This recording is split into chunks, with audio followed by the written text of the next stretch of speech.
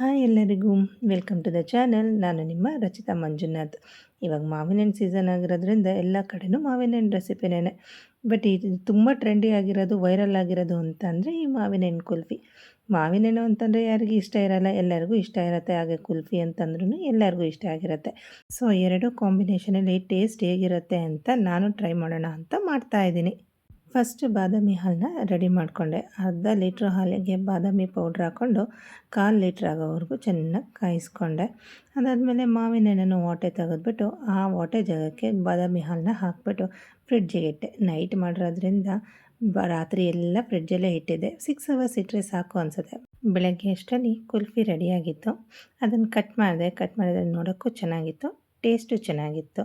ಈ ಮಾವಿನ ಹಣ್ಣು ಸೀಸನ್ ಮುಗಿಯೋ ಅಷ್ಟರಲ್ಲಿ ಈ ವೈರಲ್ ಆಗಿರೋ ಮ್ಯಾಂಗೋ ಕುಲ್ಫಿನ ಒಂದ್ಸತಿ ನೀವು ಟ್ರೈ ಮಾಡಿ, ಹೇಗಿದೆ ಅಂತ ಕಮೆಂಟ್ ಮಾಡಿ.